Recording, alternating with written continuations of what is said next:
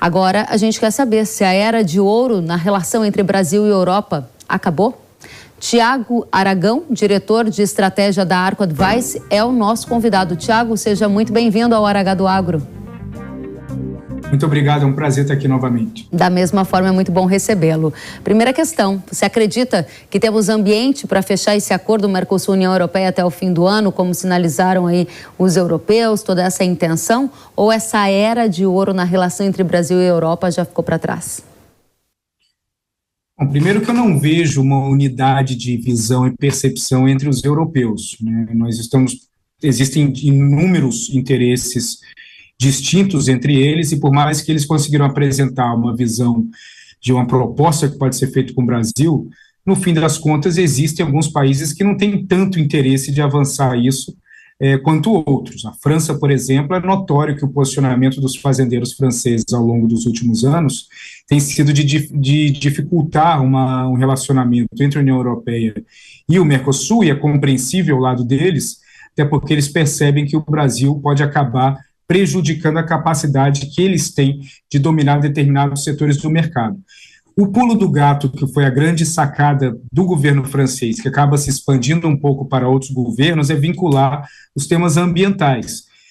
Obviamente, eles não levam em consideração que o Brasil tem regras de tratamentos e cuidados ambientais que são muito mais avançados do que os que têm em diversos países europeus, inclusive a França.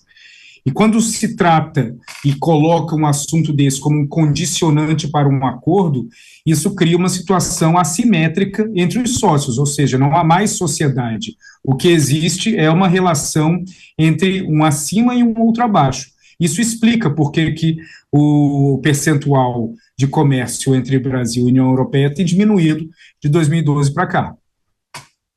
Ou seja, tem todas essas questões colocadas na mesa e tem essa dificuldade da França que você acabou de citar, trazendo ali as dores dos próprios agricultores de lá. O que está acontecendo na Europa? Você disse que a Europa não é uma coisa só, né? Tem várias visões dentro da Europa. A gente tem noticiado aqui, numa sequência de semanas, algumas medidas que estão acontecendo lá. Eu vou te chamar para a gente ver uma que foi destaque no Financial Times nessa semana.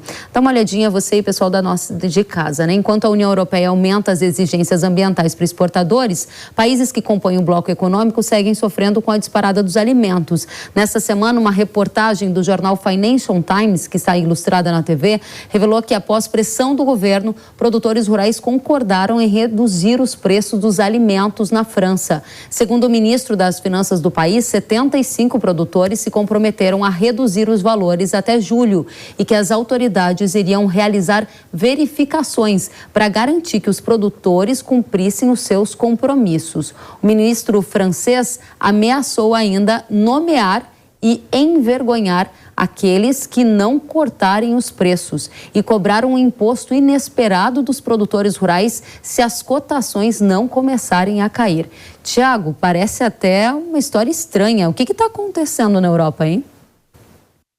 Olha, isso que foi noticiado pelo Financial Times, ele acaba explicando metade da história, né? Porque toda negociação tem compromissos feitos pelos dois lados. Então, não é nenhuma coincidência que a União Europeia, nas últimas semanas, ela colocou novas cláusulas de negociação com o Brasil, que acabam dificultando e, eventualmente, até punindo o Brasil por questões que não estão diretamente relacionadas ao acordo em si, e acaba prejudicando a assinatura pelo lado do Mercosul.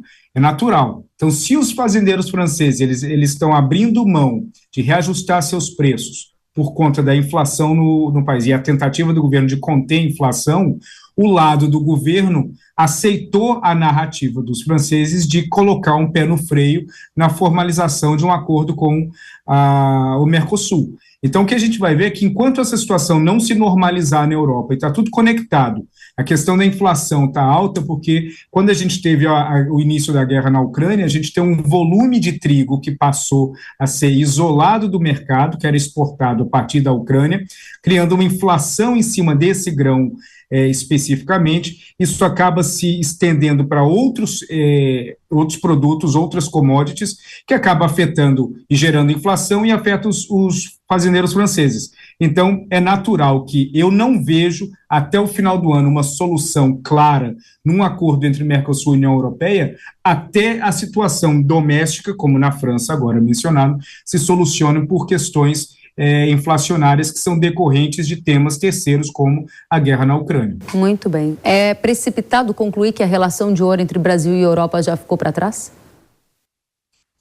Olha, eu acho que sim, já ficou para trás, pode nascer uma outra era de ouro entre Brasil e Europa. Agora, o momento de ouro da União Europeia entre os seus membros, ela também parece que já vem passando. Isso começa desde a saída do Reino Unido até uma dificuldade de se gerar uma linha comum entre todos os membros. À medida que o mundo vai se dividindo numa questão baseada nas tensões entre Estados Unidos e China, e isso começa a criar novos blocos de, pelo menos, apoio ou influência geopolítica entre um e outros, isso acaba também gerando uma sequência de sentimentos nacionalistas em todo o mundo. Então, a gente vê a Hungria, por exemplo. A Hungria do Viktor Orbán, ela tem um sentimento nacionalista muito mais forte do que um sentimento europeu, por mais que faça parte da União Europeia. Então, a era de ouro da própria União Europeia também é algo que já está para trás.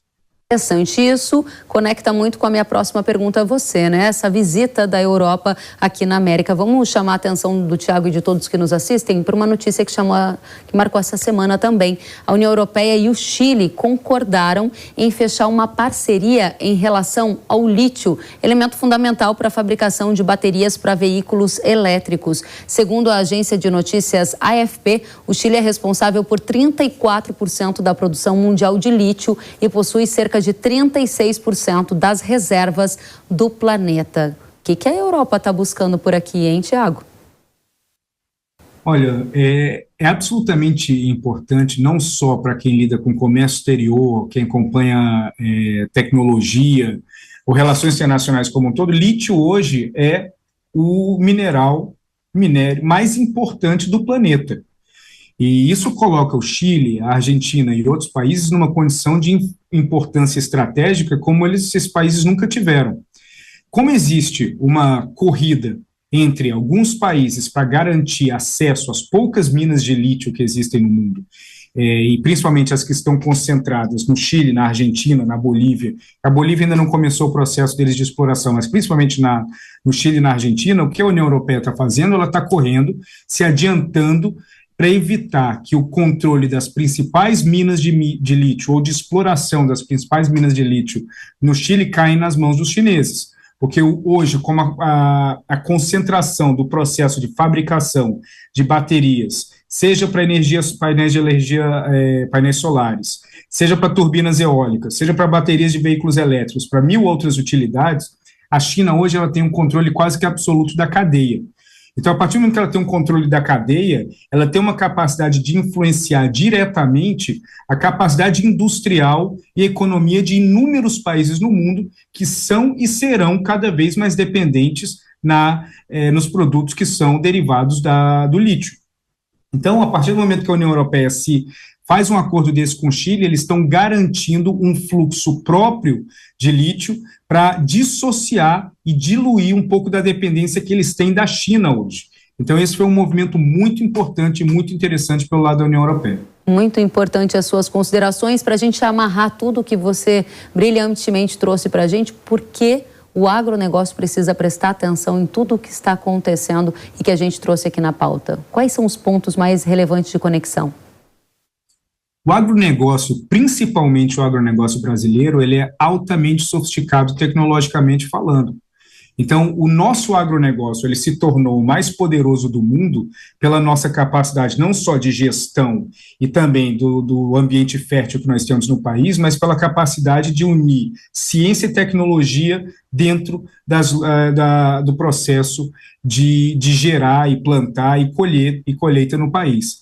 Então, a partir do momento que o Brasil ele tem um papel muito importante, não só na produção agro, mas também na utilização de tecnologia na área agro, é imperativo que o Brasil observe como que os outros países que estão diretamente ligados, seja como fornecedores dessas tecnologias, seja como compradores do produto final, como que eles interagem entre si, porque isso vai indicar, pode indicar para muitos produtores as dificuldades e oportunidades de curto, médio e longo prazo, por conta desses relacionamentos entre os países. Se a partir de amanhã a China garantir o acesso à enorme maioria de minas de lítio no mundo, nós vamos ter plena consciência de que a China vai ter um controle na formulação e criação de baterias e, consequentemente, eles vão poder colocar o preço que eles querem em veículos elétricos ou outras tecnologias que utilizam essas baterias. Isso acaba afetando o agro e todas as áreas de logística e de exportação também. Nosso tempo está esgotado e eu vou te fazer uma última pergunta. Dentro desse contexto que você chamou a atenção, de oportunidades e desafios dentro desses parceiros comerciais, fornecedores ou até clientes, o que você vê de mais urgente? Você já deu algumas pistas aqui na sua fala. Olha, eu acho interessante para o produtor brasileiro ele sempre estudar a capacidade e a possibilidade de diversificação. A gente tem uma ideia, às vezes, errada sobre dependência. A dependência ela não é só de quem compra 100% do produto que você faz, mas a dependência maior nesse relacionamento é seu de vender 100% do seu produto para um comprador. A partir do momento que existe essa dependência, aquelas decisões e o posicionamento do seu comprador no país deles tende a ter mais impacto para o seu negócio do que as decisões que são tomadas em Brasília.